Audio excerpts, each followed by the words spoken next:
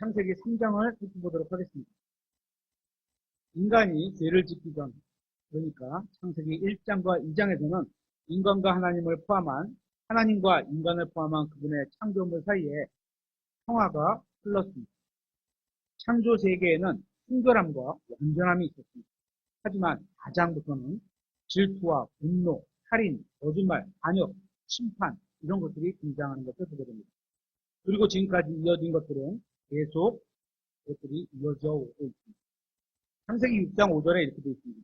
하나님께서 사람의 사악함이 땅에서 크고 그가 마음으로 생각하여 상상하는 모든 것이 계속 악할 뿐임을 보시고니. 사람이 마음으로 생각하고 상상하는 모든 것이 계속 악하다는 거죠.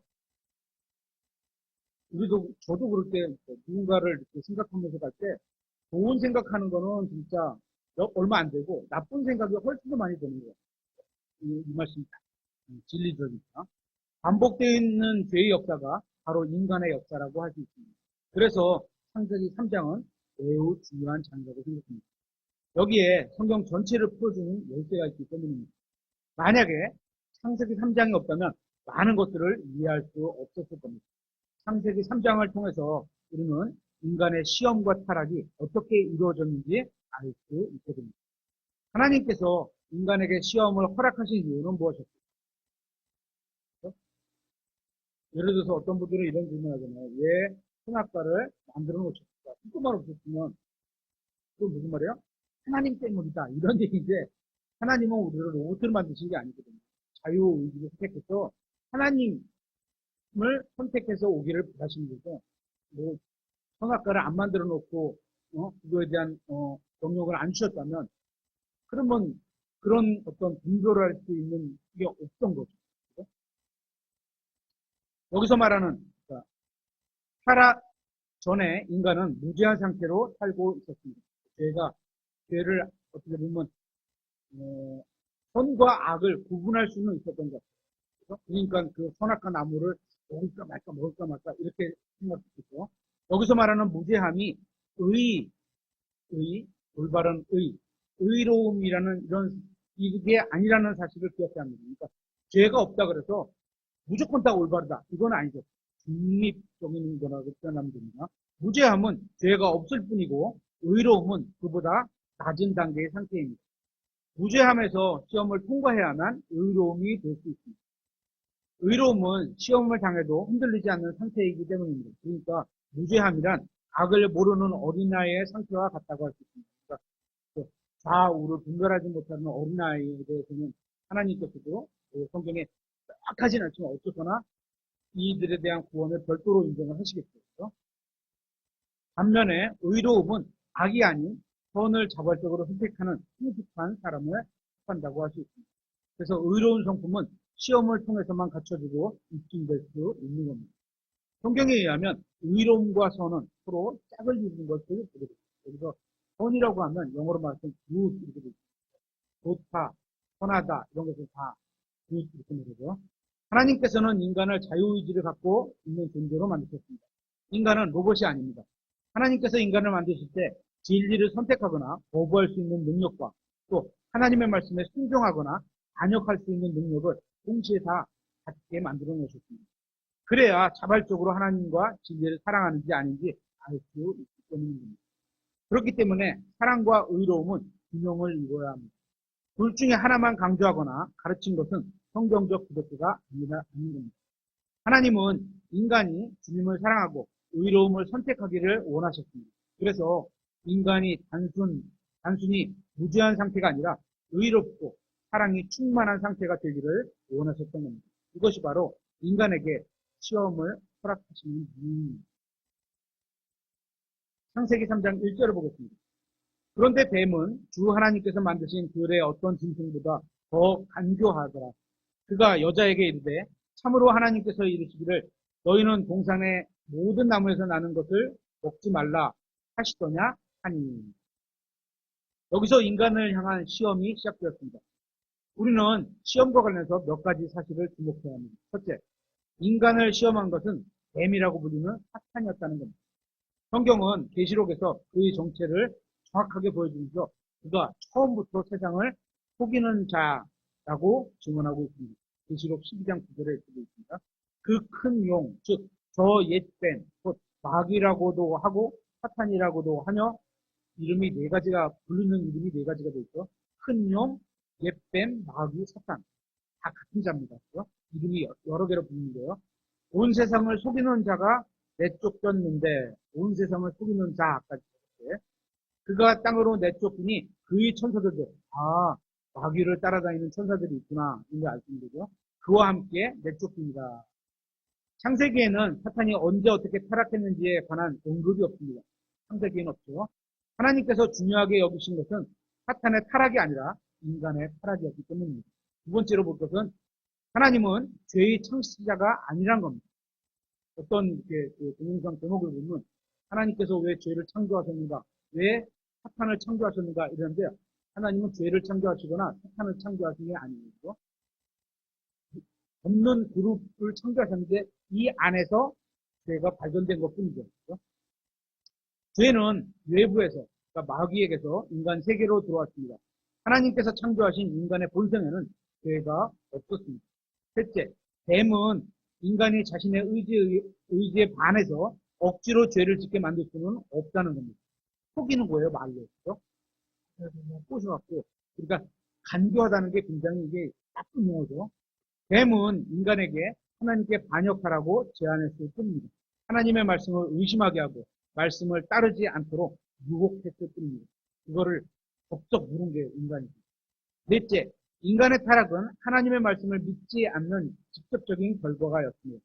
하나님께서는 마음대로 먹어도 된다고 창세기 2장 16절에 말씀하셨지만 마귀는 이 말씀을 삭제해버렸고 하나님은 반드시 죽으리라고 말씀하셨지만 이분은 죽을까 염려하노라 하고 말씀을 바꿔버렸습니다. 변개해버렸습니다. 여자가 최초로 성경을 변개시켰기 때문에 하나님께서는 여자가 남자에게 성경을 가르치지 말라고 명령하셨습니다. 그러니까 성경을 보면 여자가 잘 속구나. 남자도 속는데 여자는 조금 더 잘 속구나. 그러니까 그런 면에서는 남자를 따르라. 이런 얘기죠. 디모데전서 2장 12절에 더욱이 나는 여자가 가르치거나 남자에게 권위를 행사하는 것을 허락하지 아니하노니 여자는 잠잠히 있을지어다. 이는 아담이 먼저 지어지고 그 뒤에 이브가 지어졌으며 아담이 속지 아니하고 아담은 속지는 않았어요. 근데 문제는 하나님보다 자기 아내를 더 사랑해서 먹게 되는 게 문제였죠. 여자가 속아 범법 가운데 있었기 때문이라고 말씀하고 있습니다. 마귀는 인간에게 주님의 말씀을 의심하게 했고 결국 인간은 부인했습니다. 그 결과 인류는 엄청난 죄와 불행에 빠지고 맙니다. 만일 누군가가 성경에서 단어 하나를 바꾸는 것은 그리 중요한 일이 아니라고 주장한다면 그렇게 생각하는 사람들 많죠. 저도 우리 킹제임스 성경을 몰랐을 때 그게 뭐 대수야? 라고 생각했을 겁니다. 그죠? 근데 실제로 성경을 읽고 공부하고 하나님의 어떤 속성에 어울리는 것은 자신의 말씀을 보존하신다고 약속하신 말씀이 있는데 그걸 지키지 못하면 그런 신은 자기 말 하나 제대로 못 지키는 하나님을 우리의 구원을 어떻게 지킵니까? 그죠? 믿을 수가 없어지는 거죠. 이제 하나님께서는 자신의 말씀을 본인이 지키시겠다고 이렇게 성경에 약속을 해놓으셨기 때문에 그 성경이 어딘가는 있어야 되고 그 성경이 우리가 믿는 신전 성경이다. 이런 의미에서 저희 교회를 이루고 있는 거죠. 우리는 그런 사람들을 성경이 별로 중요하지 않다. 이런 사람들을 경계해야 합니다. 인류 전체의 불행은 그러한 주장에서 시작되었기 때문입니다. 다시 창세기 3장 1절에 그런데 뱀은 주 하나님께서 만드신 들의 어떤 짐승보다 더 간교하더라. 그가 여자에게 이르되 참으로 하나님께서 이르시기를 너희는 동산의 모든 나무에서 나는 것을 먹지 말라 하시더냐 하니 마귀는 그때나 지금이나 변하지 않았습니다. 그는 과거에 사용했던 방법을 지금도 그대로 사용하고 있습니다. 그런데도 사람들이 어리석기 때문에 똑같이 당해. 성경을 통해서 배웠는데도 또 당하고 또 당하고 이렇게 됐죠. 마귀는 뛰어난 능력을 가지고 있지만 오직 하나님께서 허락하실 때에만 인간을 건드릴 수 있습니다. 어디서 알 수 있어? 욥기를 통해서 보면 알 수 있어요. 그래서 허락하시니까 마귀가 욥을 치게 되죠. 허락하시는 범위 내에서. 마귀는 시험하는 자요. 속이는 자이기는 하지만 인간이 억지로 죄를 짓게 만들 수는 없습니다. 그래서 그 죄에 대한 결과를 누가 져요? 선택한 자신이, 인간이 죄에 대한 결과, 심판을 받게 되는 거죠. 마귀는 지금도 거짓말을 통해 인간이 하나님의 말씀을 의심하도록 만들고 있습니다. 마귀가 6천년 전에 첫사람을 무너뜨린 그 방법은 오늘날에도 여전히 사용되고 있습니다. 마귀는 거짓말로 온 세상을 속이던 자로서 지금도 사람을 똑같이 속이고 있습니다. 그래서 하나님께서는 믿는 사람들에게 속지 말라고 갈라디아서 6장 7절에 경고를 하고 계시는 겁니다. 또 마귀에게 틈을 주지 말라고 권면도 하겠습니다. 에베소서 4장 27절에. 인간은 동물을 지배하라는 권위를 받았지만 뱀을 통한 마귀의 시험으로 이러한 질서는 혼란에 빠졌습니다. 하나님으로부터 통치할 수 있는 짐승과 식물을 관리하고 통치할 수 있는 왕권을 받았는데 그게 어떻게 돼요? 죄를 지음으로 말미암아 마귀에게 그 왕권이 넘어가게 되죠. 그렇죠? 죄를 지으면 죄의 종이 되어버리기 때문에 그죠? 이분은 짐승이 아닌 남편을 따라야 했습니다. 뱀의 말이 아니라 남편은 속지 않았으니까 남편을 말에 따라갔어요. 인간이 뱀을 통한 마귀의 시험에 패배함으로 인해 인간과 짐승들 간에는 질서가 깨지고 문제가 생기게 되었습니다. 그러니까 창세기에서는 인간이 동물들을 이렇게 지배하고 관리할 수 있었는데 이게 어떻게 돼? 사람이 죄를 지음으로 말미암아 짐승들도 자기가 인간을 해치지 못하는 그런 권한을 거꾸로 어떤 죄가 인간의 죄로 말미암아 이 질서가 깨진 거죠. 그래서 막 사람을 해치고 이렇게 되는 거죠.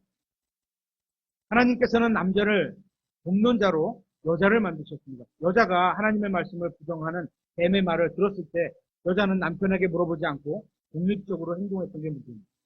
한번 물어보고 진짜 그런가 보고 어떻게요? 베레아 사람들 같이 하나님 말씀을 지금 우리라면 찾아봐야 되겠죠. 진짜 그러한가. 그래서 딱 찾아보니까 이게 여기가 다르거나 틀리네. 그럼 딱 버려야죠. 그 부분이죠.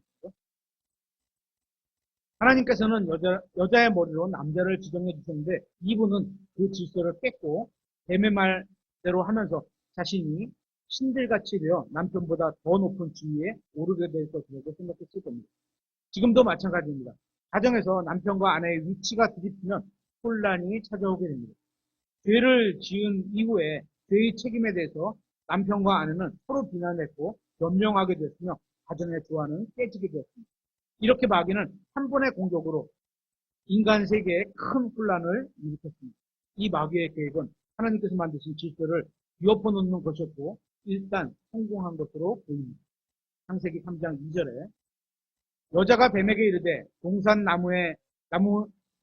나무들의 열매는 우리가 먹어도 되지만 동산 한가운데에 있는 나무 열매에 관하여는 하나님께서 이르시되 너희는 그것을 먹지도 말고 만지지도 말라. 너희가 죽을까 염려하노라 하셨느니라 하네. 마귀는 항상 하나님의 말씀을 의심하게 만들었고 인간을 공격합니다. 이것은 사람이 받는 공통된 시험 중에 하나일 뿐입니다. 고린도전서 10장 13절. 누군가 특별하게 나만 특별하게 오는 시험 받는다. 이런 건 없다고 성경은 말하고 있고요. 먼저 하나님의 말씀과 마귀의 말과 인간의 말을 비교해 볼 필요가 있습니다. 먼저 하나님의 말씀입니다. 창세기 2장 16절에 이렇게 되어 있죠.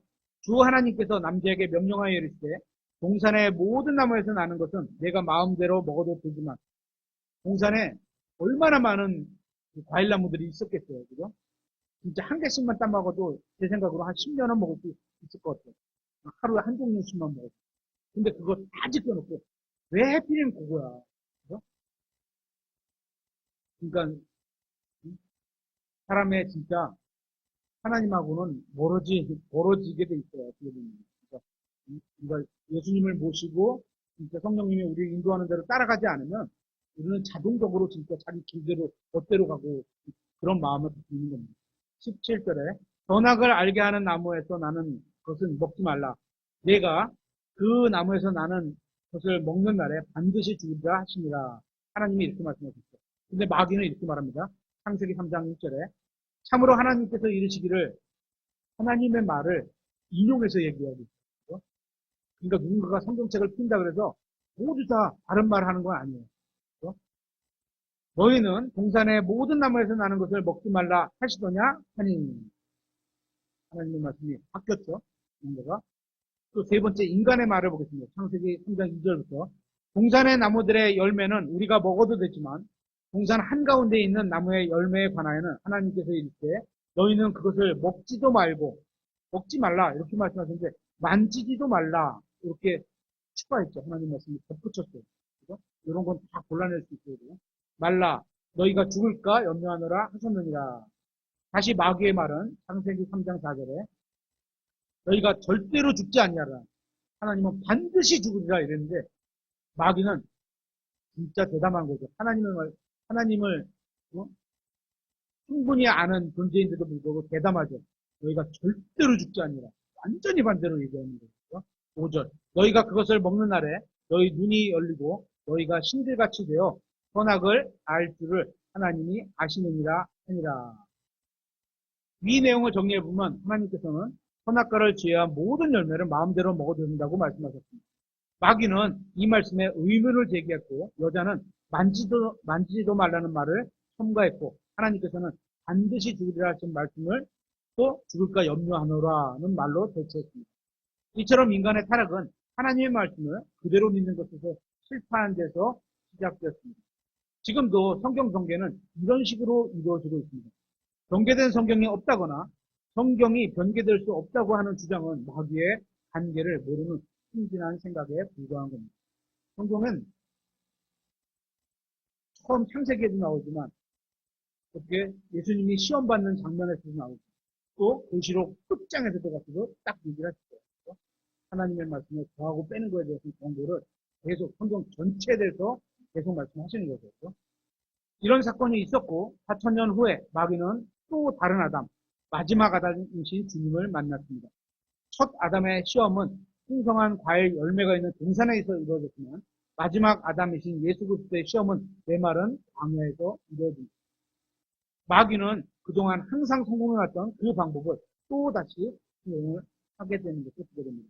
누가복음 4장 10절에 기록된 바 그분께서 자신의 천사들에게 너에 대한 책무를 주사 너를 지키게 하시리니 그들이 자기 손으로 너를 받들어 언제라도 목이 잘못된 거죠. 언제라도 내 발이 돌에 부딪히지 않게 하리로다 하였느니라 하매.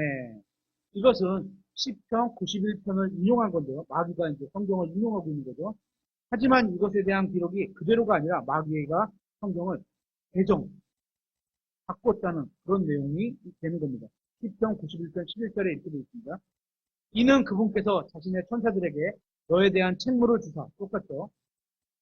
너의 모든 길에서 예수 그리스도께서 행하는 그 모든 길에서 이렇게 있는데 언제라도 이렇게 바뀐 거예요. 때가 있는데 예수님은 자신의 초림의 때가 있고 재림의 때가 있고 초림에 하실 일이 있고 재림에 하실 일이 있는데 이걸 뒤바꿔버리거나 이렇게 되면 안 되는 거죠. 마귀는 지금 언제라도 하면서 뒤바꿔버리려고 그러는 거예요.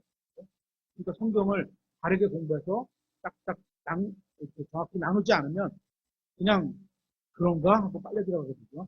내 모든 길에서 너를 지키게 하실 것이기 때문이라. 10편 96편 11절이죠. 하나님의 말씀대로 한다면 하나님께서는 모든 길에서 우리를 지켜주실 겁니다. 하지만 마귀는 시편을 인용하면서 내 모든 길에서를 삭제해버리고 언제라도를 첨가했습니다. 즉 무엇을 해도 된다는 말로 변개시켜버린 겁니다.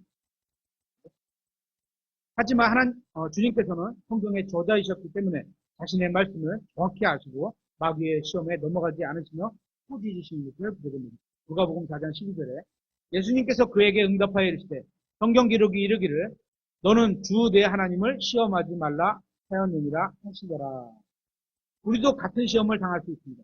여러분에게 누군가가 와서 자기 성경을 인용하면서 잘못된 교리를 설득하려고 하면 여러분이 해야 하는 것은 다른 성경인 신약 성경을 펴서 정확한 하나님의 말씀으로 방어하고 공격을 해야 하는 겁니다. 제가 춘천에 있을 때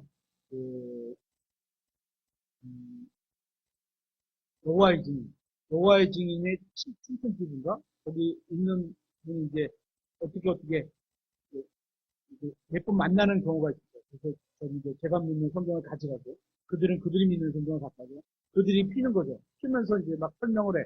그럼 또 저는 제 거를 펴서 그걸 같이 들으면서 이 사람들이 여기가 이런 식으로 전개된 성경이구나. 이걸 딱딱 보니까 넘어갈 일이 없어요. 그죠? 그냥 그것만 딱, 예를 들어서 선지대 성경, 여호와의 증인 성경, 뭐 이런 걸 갖고 와서 그것만 보면, 그런가? 이렇게 될 거 아닙니까? 그러면 안 됩니다. 첫사람 아담은 열매가 가득한 동산에서 시험에 패배했지만 마지막 아담은 메마른 광야에서 시험에 승리하셨습니다. 그러므로 주변 환경, 좋고 나쁘, 뭐 이런 것은 죄에 대한 변명이 될 수 없습니다. 주변이 뭐 어쨌길래, 사람들이 어쨌길래 이런 건 필요 없다는 거죠. 인간은 완벽한 환경 하에서도 죄를 지었고 주님은 어려운 환경에서도 죄에 대해서 승리하셨습니다. 다시 창세기로 와서 3장 4절입니다. 뱀이 여자에게 이르되 너희가 절대로 죽지 아니하리라.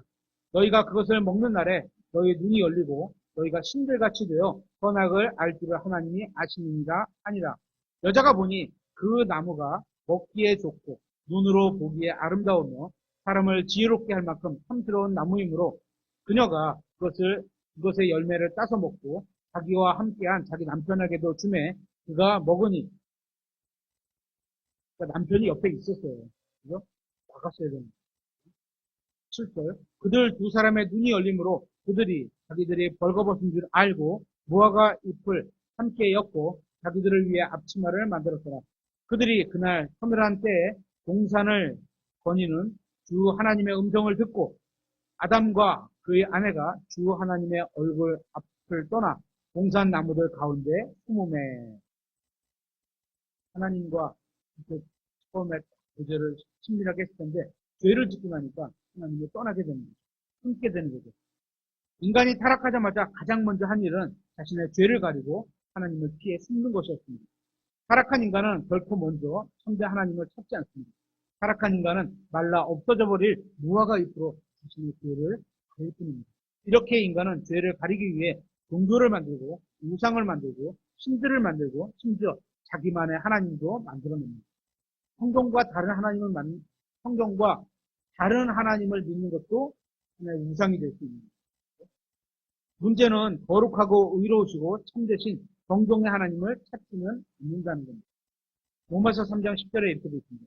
이것은 기록된 바 의로운 자는 없나니 단 한 사람도 없으며 깨닫는 자도 없고 하나님을 찾는 자도 없으며 그들이 다 길에서 벗어나 함께 무익하게 되었고 선을 행하는 자가 없나니 단 한 사람도 없도다.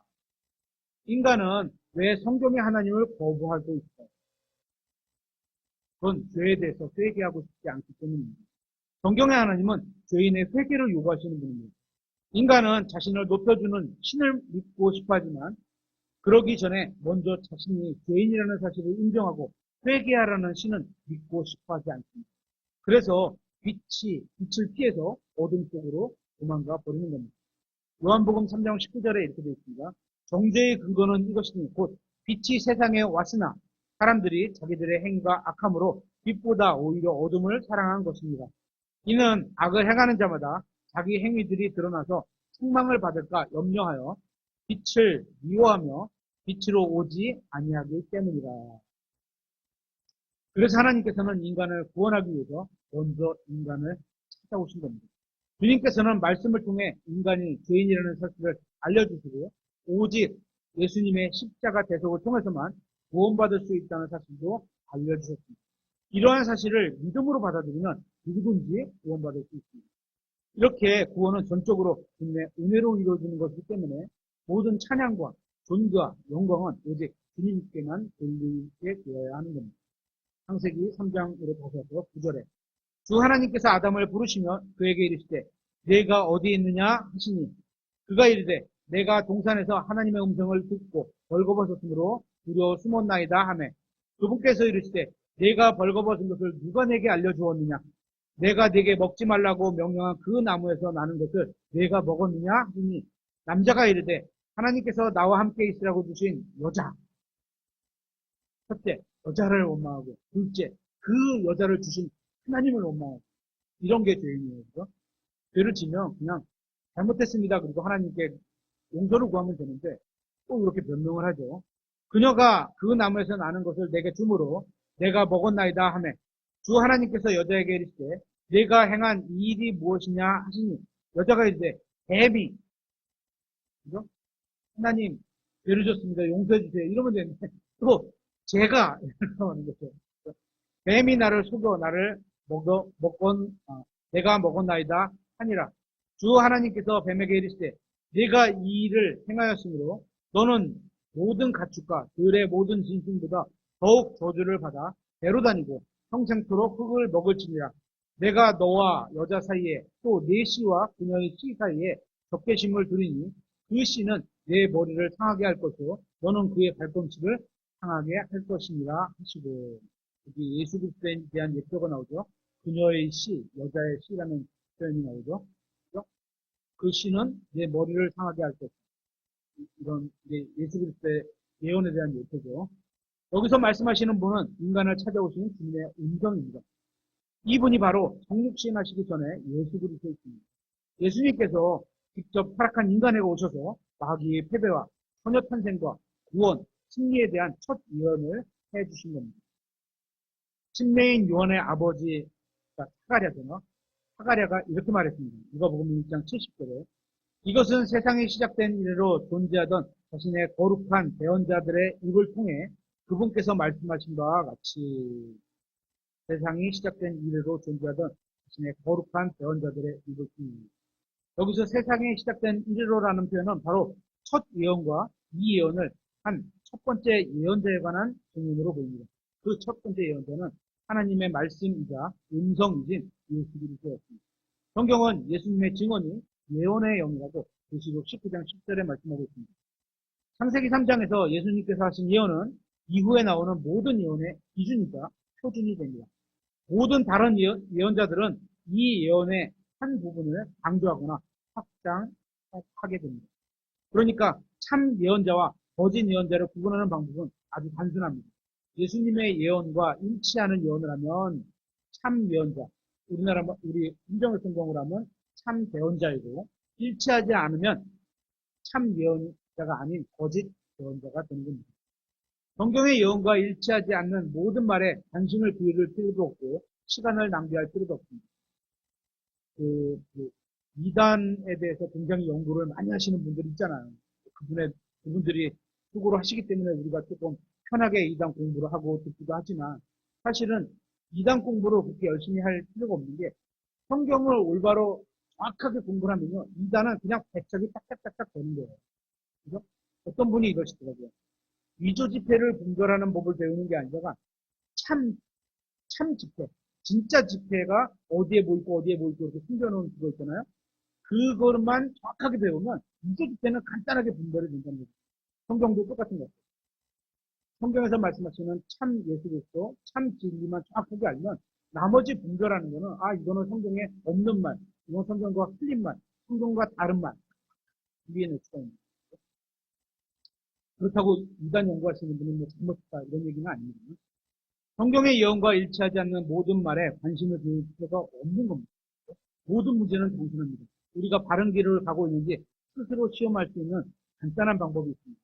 우리가 주님의 말씀대로 걷고 있다면 바른 길로 가고 있는 것이고 그렇지 않지만 잘못된 길을 가고 있는 겁니다. 그래서 그렇게 성경을 일일이 찾아내면서 어느 지역 사람들? 베레아 사람들. 고귀하다 그러잖아요. 성경이 예를 들어서 제가 성경을 통해서 하나님 말씀을 전하고 있는데 그 말이 진짜인가 아닌가를 성경을 계속 찾아보면서 맞아. 이거 아니네? 버리고. 이래야지 하나님께서 우리들한테도 고귀하다 이런 표현을 써주십니다. 창세기 3장으로 다시 와서 16절에 여자에게 이르시되 내가 내 고통과 수태를 크게 늘리리니 내가 고통 속에서 자식을 낳을 것이며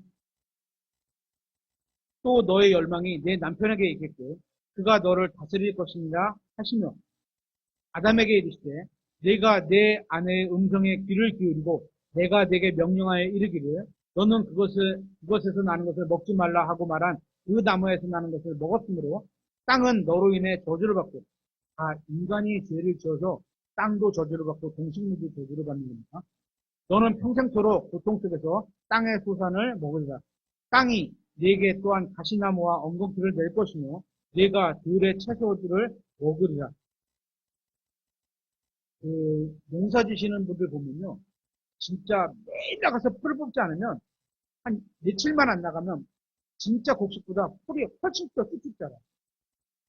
그리고 이게 그 논에서 그 논농사, 벼농사 하시는 분들 보면 피라 그러잖아요. 원래 본 쌀, 벼가 아닌 이상하게 생긴 피라는 게 올라오는데 그러니까 부지런하지 않은 그 농부는 그 농부가 관리하는 밭은 피가 엄청 많아요.